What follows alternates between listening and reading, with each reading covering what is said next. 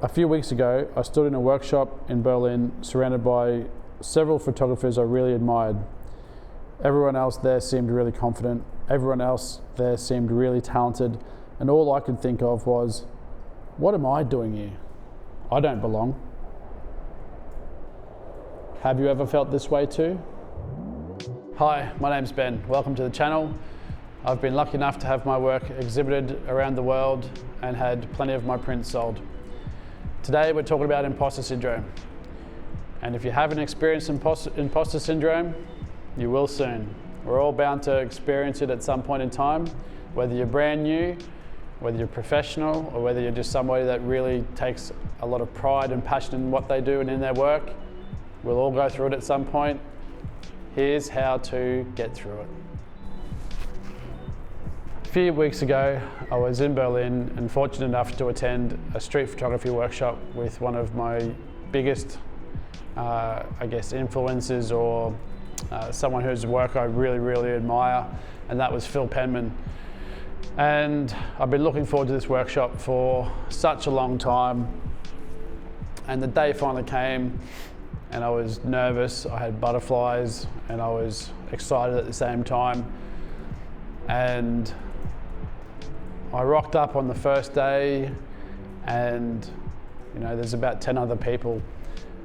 And in a workshop of this size, you try to get your own unique shots whilst at the same time participating in the workshop and going through and taking the photos that are sort of set up for us. And I wanted to try and get my own unique perspective and unique photos from this workshop in a city that I really love with, and in a workshop of somebody I really admire. And I found it hard. And after the first day, I got home and I was feeling really disheartened. And sometimes you can feel disheartened in a bad way, but you can also feel disheartened in a good way. And I quickly realized, you can get good feedback and have somebody say that your photos are amazing or that they love their photos. You can exhibit your photos, you can print your artwork, and then ultimately you're always going to have this feeling of the imposter syndrome, and that you're not good enough and that you shouldn't be attending workshops like this. And yeah, but I knew that for myself, attending this workshop, I knew I was going to grow. I knew I was going to learn a whole bunch of things. And so the first day I felt disheartened, but in a good way. I was getting uncomfortable. I was getting out of my comfort zone, and I was learning some new things and learning a new way to shoot. And when you're learning new techniques on the run, you're not going to take good photos if it's the first time you're doing this thing. And so, a lot of the photos from the first day, there was probably about 800 photos from the first day, and I think I liked 5 of them at the end of it. Then came day 2, and I rocked up to the workshop on day 2, still feeling a little bit, humbled from the first day, and not sure what to expect, and the nerves and the butterflies had turned into a huge flock of seagulls or something bigger than a butterfly.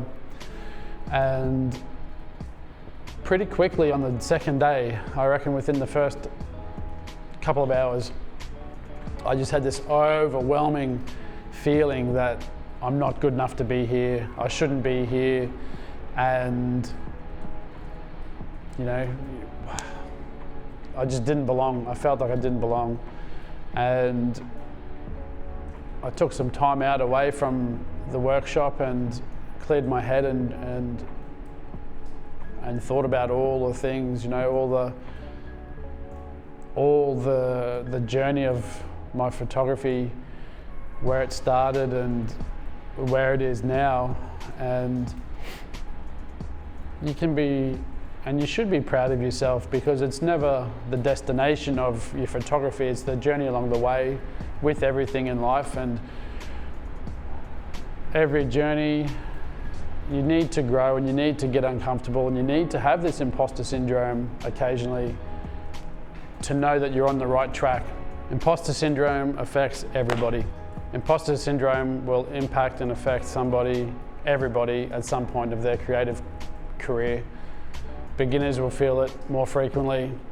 Professionals will feel it from time to time, and artists that really take pride in their work and are really passionate about what they do, they're always going to feel it at some point as well. The goal with imposter syndrome isn't to eliminate self-doubt. The goal is to keep creating, keep shooting, getting out there, getting the reps in, and doing all that with the self-doubt beside you. Every photographer has thousands of photos that never make, Instagram or their website or galleries or anything like that. Everyone's got 1,000 photos like this. So every photo you take is never going to be the best photo out there. Very, very unlikely. You're probably only going to take a couple of good, really, really good photos in your whole life. And so imposter syndrome comes from comparison, comparing ourselves to others. It's kind of a catch-22 when you start photography or start, any sort of art form for that matter. And you'll have people whose work that you see and you really love and it resonates with you for whatever reason, and and they'll influence you to shoot a certain way. Or, for myself, I guess a lot of the people that I respect and look up to all shot in black and white because there wasn't any color film back then. And so for me, shooting black and white is what I love. And whenever you're feeling a little bit down or you've got imposter syndrome, it's important to just get out and shoot. You didn't start photography, to become famous or to have artworks hanging up in, museums and things like that. You didn't start for that reason. I didn't start for that reason. And so when you feel this way, it's important to just get out and create. Just go and take photos. Forget about the results. And I guess the other thing as well, when it comes to comparison and comparing, you'll take, several hundred photos in a day, 1,000 photos in a day, whatever it might be. And then you're going through and you're looking at them, and out of the 800 I took on the first day of Phil's workshop, there was 5. The rest were shit. I didn't like them. But that's the comparison, is when you're looking at all these photos, 800 photos, and you're sitting there and you think, man, I only got 5 photos that I liked. And then you're looking through Instagram or Iris, and you're seeing all these guys that have been doing it for 35 years plus, all their beautiful artwork, and you're comparing yourself to that, and that's an unhealthy thing. And so for myself, and I mentioned this in the last video that I made about finding your niche in photography, you have to get back to doing it for yourself and doing what you love and why you love it. And shooting black and white street photography is what I love, and I enjoy thoroughly walking around the streets of a city for 7 or 8 hours, stopping for a beer, taking a bunch of photos. And at the end of the day, if I've got 1 or 2 great photos, then that's a good day out. So remember why you started. Go back to that, Photography becomes more enjoyable when you stop seeking validation. Even on Instagram and things like that.